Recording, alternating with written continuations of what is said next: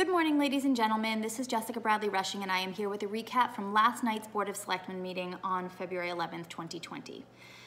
We started off the evening with a report from the town manager on the fiscal year 21 budget. When we got to the meeting last night, we received this report, which is about 35 or 40 pages long.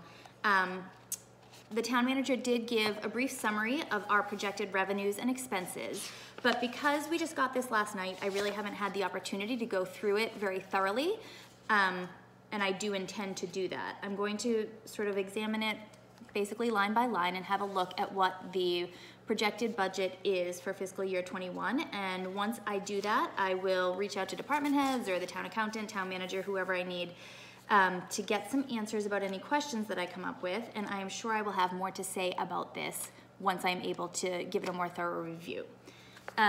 We then had an announcement from a fellow board member. Arthur Boyle announced that after 6 terms and 18 years on the Pembroke Board of Selectmen, he will not be running for re-election this May.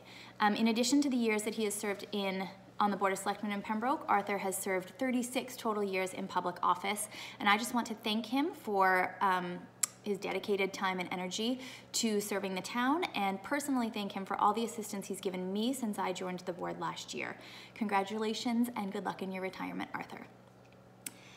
We did have a press release last night that I want to make sure everyone is aware of. The Pembroke Livestock Regulations Review Study Committee will be holding an open forum on March 12th at 6:30 p.m. at the Pembroke Town Hall. The purpose of the forum is to listen to the Pembroke community about their ideas, thoughts, and concerns relating to livestock regulations. The Pembroke Board of Health formed this committee in order to see what changes to the livestock regulations might be needed. Pembroke is a right to farm community, and if you are interested in giving your input to the Pembroke Livestock Committee, please come out to the forum on March 12th at 6:30 p.m. at the Pembroke Town Hall. We then went on to have a review of the fiscal year 21 capital submissions. So this is the list of capital requests for fiscal year 21 for the town of Pembroke.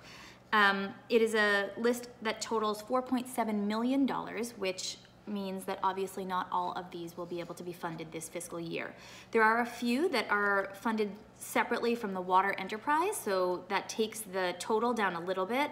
But still, this is a list that needs to be prioritized. And ideally, we would prioritize this out not just for 1 fiscal year, but 3 to 5 fiscal years looking forward to say, here are our priorities as a town, here's what we intend to fund this year, here's what we intend to fund next year and the following year, etc., in order to have a more robust capital planning procedure. We do have a capital planning bylaw that we had intended to actually review last night, but we had so much else on the agenda that we weren't able to get to that, and we pushed that off to a later meeting. But I do think it is worthwhile to have a look at the capital planning bylaw and at the best practices recommended by the state for capital planning, and revise our bylaw to ensure that we are following a robust capital planning process that enables us to plan for more than 1 year out, and enables us to prioritize as a town what our goals are for capital investments. So I'm sure I will have more to say about that once I've done a little bit more review of the capital planning process as recommended by the state. Okay, then we had a discussion regarding the school department's fiscal year 20 budget. So that is the fiscal year that we are currently in. At a joint meeting of the school committee and the Board of Selectmen last week, we were told that the school department is $900,000 short on their budget for this current fiscal year. This is due mostly to unexpected costs for special education, transportation, and funding. But we do not have a clear way to cover that shortfall right now. The accountant let us know that basically free cash is already earmarked. We have 2 stabilization accounts that total $1.4 million. However, the state likes to see a stabilization fund of about 5% of your operating budget. So for our operating budget, that would be just over $3 million. So we are currently already in a deficit according to what the state guidelines are for what we should have in our stabilization accounts. And if we were to use the money in that stabilization fund to offset the shortfall in the education budget, that would severely impact our bond rating and negatively affect the town's ability to borrow. Another suggestion for covering this shortfall was to use funds from the sale of real estate. So currently there is a town-owned property on Washington Street that is for sale.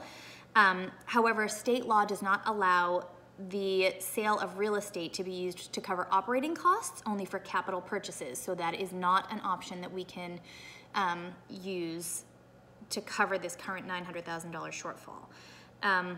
This is something that we have to figure out sooner rather than later. However, there was not an obvious answer readily evident last night, and this is something that we're going to have to continue to work on and address as soon as possible.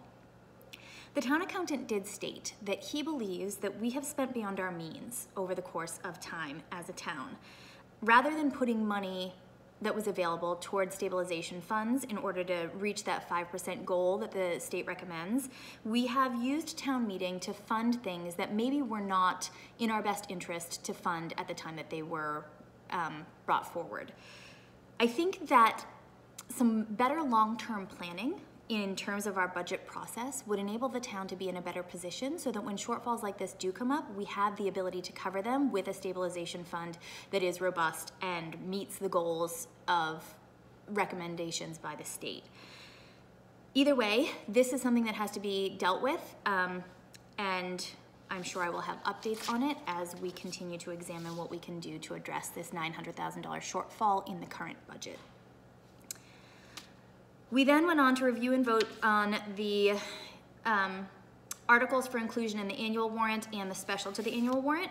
There were a total of 36 articles submitted for inclusion in the regular and 6 additional submitted for inclusion in the special warrant. We voted most of those in. However, there were a couple that had to do with new hires or increases in compensation schedules that we decided not yet to include in the warrant until we've had the ability to talk to the department heads that made those requests. So that includes DPW, Council on Aging, and Library. But the rest of the articles were voted for inclusion, and once we are able to meet with those department heads, we'll make a decision about the remaining articles. We voted in the minutes of January 21st, 28th, and February 4th as written. And then we were meant to have the town bylaw review, as I said, of the capital planning bylaw, but we pushed that off to a later date, and I'm gonna do some research and work on that prior to that meeting. During the old business section, Dan Trabucco brought up a topic that has been considered by the town multiple times in the past, but he believes should be considered again, and I agree with him. He brought up the idea of voting to allow marijuana dispensaries to operate within the town of Pembroke, particularly considering the current budget shortfalls that we face. We need to look at other ways of bringing revenue into the town. Now, when this was voted on by the town before, we did not have the ability to know what the effect would be on the town, but several other towns in the area have voted to allow marijuana dispensaries to operate, and so we have data available to us that tells us what the impact has been on the community, what the revenue has been in those towns, and I think that's worth looking at. There were a couple members of the board who don't believe that we should examine this, but it's something that I think is worth discussing, and we would love to get some public input. Do you think this is something we should look at as a town again? What are your opinions on allowing marijuana dispensaries back or to operate in the town of Pembroke? So please feel free to reach out to me with information about that, and I think we are going to look into getting some of the data from the surrounding towns in order to make a thorough examination of whether that's a good option for Pembroke. Then we had the town manager's report. Ed reported that we received a grant of $15,000 that will enable us to complete the Veterans Memorial Project at the First Church in the center of town, and also updated us on the topic from last week regarding municipal aggregation pricing with Colonial Power.